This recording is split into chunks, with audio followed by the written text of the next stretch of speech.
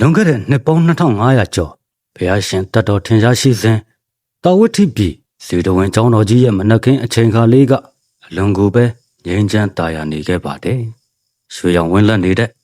မနက်ခင်းရဲ့နေကြီးနုနုလေးတွေကလည်းကျောင်းတော်ရာအနှံ့ကိုဖြာချနေပြီးတစ်ပင်ပန်းမှန်တွေစီကနေပြီးတော့လွင်ပြန်တိုက်ခတ်လာတဲ့လေပေအေးလေးတွေကလည်းလူတို့ရဲ့စိတ်နှလုံးကိုအလိုလိုကိုပဲကြည်နူးသွားစေခဲ့ပါတယ်။အဲဒီလိုအေးချမ်းလှတဲ့အချိန်လေးမှာမြတ်စွာဘုရားရှင်ရဲ့လက်ရာတော်ရန်အကတာဝကကြီးတစ်ပါးဖြစ်တဲ့အရှင်သာရိပုတ္တရာမထေရမြတ်ကြီးကကျောင်းတော်ရာအတွင်းမှာတရင်သုံးနေတော်မူခဲ့ပါတယ်။အရှင်မြတ်ကြီးကပညာအရာမှာဧတရက်ရထားတဲ့အရှင်မြတ်ကြီးပြီးလောကဓာတ်ကိုတုံလုံးချင်းမရှိဘဲနဲ့ဒီငြိမ်အေးချမ်းနေခဲ့ပါတယ်။တနေ့တော့မနက်ခင်းမှာတော့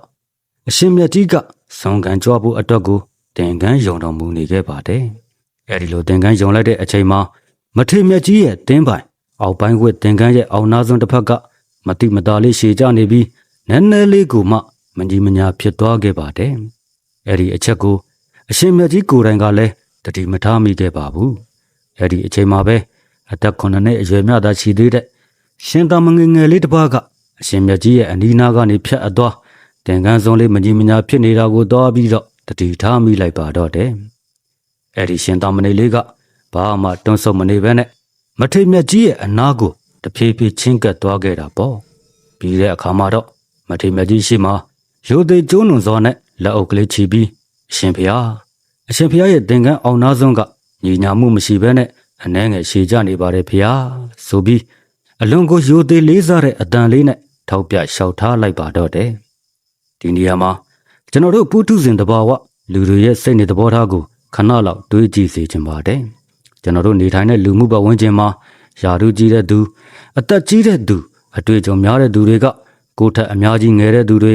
ယာရုနှိမ့်တဲ့သူတွေကအပြစ်လာထောက်ပြမယ်ဆိုရင်လွယ်လွယ်နဲ့တော့လက်မခံနိုင်ကြပါဘူး။ငါကဘသူကွမင်းကဘဲဝါငါကပညာတတ်ကြီးမင်းလိုမျိုးဘာမှမသိတဲ့ကောင်ကငါကိုလာတင်ပေးစရာမလိုဘူးဆိုတဲ့အဲ့ဒီမာနကချက်ချင်းလိုပဲကောင်းထောင်လာတတ်ပါတယ်။တကယ်တော့အဲ့ဒီမာနဆိုတာကအမှန်တရားကိုမမြင်အောင်လို့ဖုံးကွယ်ထားတတ်တဲ့မျက်မမြင်တတိုင်းကြီးတစ်ခုပါပဲ။အတ္တမာနကြီးထွားနေတဲ့၍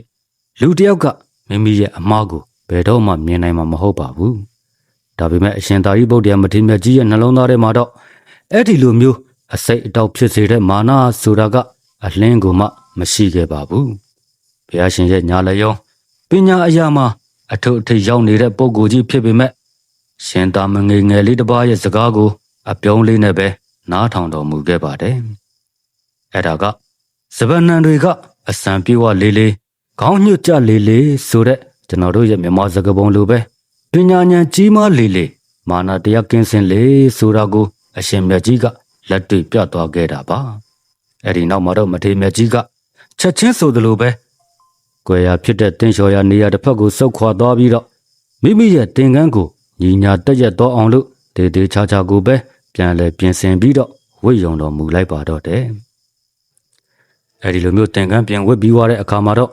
အရှင်မြတ်ကြီးကအဲဒီအသက်9နှစ်သာရှိသေးတဲ့ရှင်သာမဏေငယ်လေးရဲ့အနားကိုပြန်လဲကြွသွားခဲ့ပါတယ်။ပြီးတဲ့အခါမှာတော့ကလေးငယ်တပါးဆိုပြီးတော့အဲဒီလိုသဘောမထားဘဲနဲ့မိမိရဲ့လိုအပ်ချက်ကိုထောက်ပြပေးတဲ့ကျေးဇူးရှင်တဦးအဖြစ်သဘောထားပြီးတော့ရိုသေလေးစားစွာနဲ့လက်အုပ်ကလေးချီမိုးပြီးရှင်ဖျားအခုဆိုရင်တပည့်တော်ရဲ့သင်္ကန်းကညီညာတက်ရက်သွားပါပြီလားဖျားဆိုပြီးအလွန်ကိုချိုတာနှိမ့်ချတဲ့စကားတန်နဲ့ပြန်လဲပြီးတော့မေးမြန်းတော်မူလိုက်ပါတယ်။အဲ့ဒီမြင်ကွင်းလေးကိုမြင်တွေ့လိုက်ရတဲ့ရှင်သာမဏေငယ်လေးရဲ့ရင်ထဲမှာကလည်းအလွန်ကိုပီတိဖြစ်သွားပြီးတော့ညီညာတက်ရက်သွားပါပြီအရှင်ဖျားဆိုပြီးဝမ်းမြောက်ဝမ်းသာနဲ့ပြန်လဲလျှောက်ထားလိုက်ပါတော့တယ်။တကယ်တော့အဲ့ဒီဇလန်းလေးကကျွန်တော်တို့ရဲ့နေ့စဉ်ဘဝမှာအမြဲတမ်းလိုပဲနှလုံးသွင်းထားတဲ့တရားသဘောလေးတစ်ခုပါပဲ။လူတစ်ယောက်ကကိုအမှားလာပြီးတော့ထောက်ပြတဲ့အခါမှာအဲ့ဒီလူရဲ့အသက်အရွယ်ယာတုအစဉ်တန်းဆိုတဲ့ပုဂ္ဂိုလ်ရေးကိုမကြည့်ဘဲနဲ့သူပြောတဲ့စကားရဲ့အမှားအမှန်ကိုသာခွဲခြားပြီးတော့လက်ခံနိုင်ဖို့အတွက်ကအရေးကြီးလာပါတယ်။ကိုအမှားထောက်ပြတဲ့သူကကိုအပြစ်ရှာနေတဲ့သူမဟုတ်ဘဲနဲ့ရွှေအိုးကိုညွန်ပြနေတဲ့ကျေးဇူးရှင်အဖြစ်ကိုသဘောထားတတ်ရပါမယ်။မာနကိုခဝါချပြီးအမှားကိုပြင်ဆင်ရတဲ့တတ္တိကိုကျွန်တော်တို့38ပြမင်္ဂလာမှာသူဝဆမင်္ဂလာဆိုပြီးတော့မိမိကိုနှိမ့်ချတတ်တဲ့စိတ်ထား နိဝါဒမင်္ဂလာတွေဆိုပြီးရင်ဝယ်ပိုက်ထားနိုင်ခဲ့မယ်ဆိုရင်ကျွန်တော်တို့နေထိုင်ကြီးပြင်းရာလူမှုအတိုင်းဝိုင်းလေးကအဲ့ဒီမြတ်စွာဘုရားရှင်တို့ခေတ်ကစေတဝန်ကျောင်းတော်ကြီးလိုမျိုးပဲအမြဲတမ်းငြိမ်းချမ်းသာယာနေခဲ့မှာတော့အမှန်ပါပဲခင်ဗျာ